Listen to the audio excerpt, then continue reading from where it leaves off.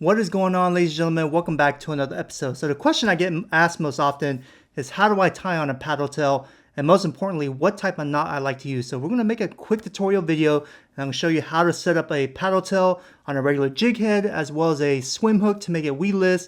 And most importantly, the knot. The knot's one of the most important things so it doesn't give away when you're reeling in that big fish. Quick shout out to today's sponsor of the video, which is Salt Native Lures. Made by Catch Co. These are designed specifically for inshore saltwater fishing, but you know what? You can use this freshwater too. Use my discount code RXAngler10. Save $10 off your order of $25 or more if you're a Shop Karl's member. There's a direct link in the description box below. So let's go to the bird's eye view and let's rig up a paddle tail. So we have two paddle tails, as you can see, guys. I have a regular jig head and I have a swim hook to keep it weedless. I imagine most of you guys are using a regular jig head. But for today's purposes, all I have is a 2-aught hook, which is a little bit shorter than I like to use for the Salt Native Skelly Swim. I normally like to use a 4-aught hook that's going to extend out longer and cover more of the body of the paddle tail. So without further ado, let's go and start. So one more time, as you can see, this paddle tail is a little bit too long for the shank. So with that in mind, I'm going to cut a little piece of the tip off here of this paddle tail so it can fit, because once again, I want to make sure my hook is extending towards the middle of the back so I can get max penetration and max hook set when I hook into a flounder that has a small mouth. So what I'm going to do is I'm going to cut the tip right here just a little bit off, like so. Boom, just like that. Put that to the side. And as you can see now, once I put this on, it's going to look more proportionate versus when I didn't cut the tip off, as you can see there. Like that. So let's go ahead and hook it through. As I know, I got my length. I know where it's going to come out. The good thing about these Skelly Swims, they have these ridges here. So I know if I put it close to it, it's going to come out from 1, 2, 3, 4, from the 4th ridge. So what I'm going to do is I'm just going to poke it through the middle like so, all the way through, and make sure it peers out of the ridge, the 4th ridge, and push it all the way through. Just like that. And that's how I like to rig my paddle tail. Is really simple, guys. I've been using this for many years, and if you mess up, you know, honestly, these Skelly Swims are so tough, you can redo it again, you can take it back out, but don't do it too much because it will create a big cavity inside, and therefore it'll start slipping off your jig head after many uses. So just like that. Boom. Doesn't that look really good, ladies and gentlemen? That right there is a nice looking paddle tail that's going to catch you a lot of redfish, flounder, and speckled trout.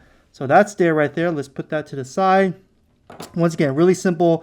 It's not rocket science. I've been doing this for many years. So let me show you what I like to do on a weedless hook. So this is a weedless hook. Once again, if I'm fishing like down South Texas, Matagorda, you know, Corpus Christi, Port Aransas area where there's a lot of grass flats, I'm most likely going to be using a swim hook just like so. This right here is a 4-aught, so as you can see, it actually has a better profile versus the paddle tail. It extends more out further. It just looks better, right? So real simple. These are the owner hooks. I love them because they have the twist lock here, and it's pointed already, as you can see in the camera. So real fast, just put it through the tip just like that, and you just twist it on.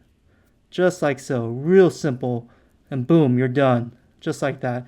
You probably want to get all the way close to the front end where the eyelet is of the hook itself, just like that.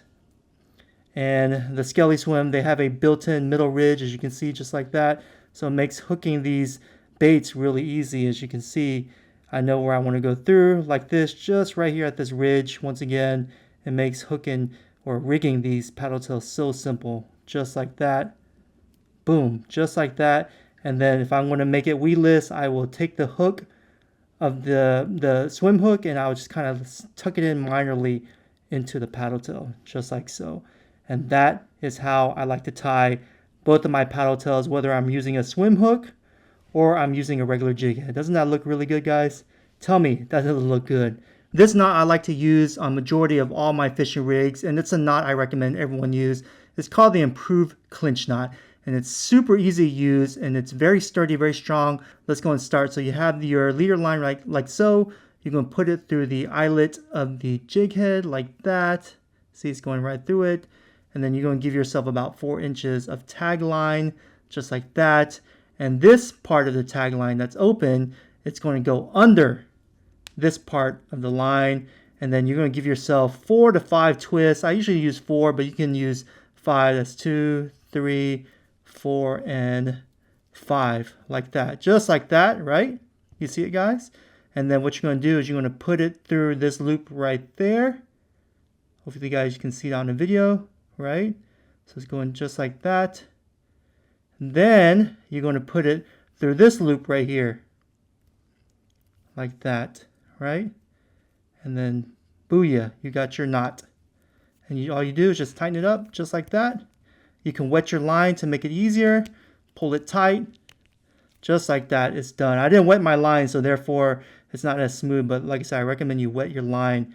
Boom, just like that. And a lot of guys like to cut the tag in on, but with me personally, I actually like to keep the tag in on because I don't know, it just bothers a lot of you guys, and it's kind of funny, to be frank. And I've caught so many fish, honestly, I don't see it hindering any kind of performance on the paddletail itself. And I like to think of it as extra antennae, just like that. But if it makes you happy and if it bothers you, go and cut it off. I wouldn't cut off more. I would probably leave yourself maybe a couple of millimeters. I wouldn't cut it all the way down close to the knot. All right, so here you go, ladies and gentlemen. I tied the improved clinch knot onto my weedless, as well as the jig heads, as you just saw just now. Look how good that looks. Catch more fish with this setup right here. And once again, this is what I recommend. This is what I use on the channel. No lie, no BS.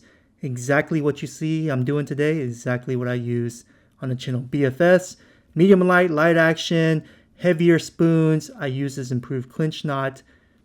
It works all the time. But yeah, guys, thank you so much. If you enjoyed this video, make sure you give it that like button. Make sure you subscribe. Also, leave a comment. Let me know if you want any more tips. And I hope you guys really enjoy these tutorials. And I love every single one of you guys. And we'll catch you guys on the next one.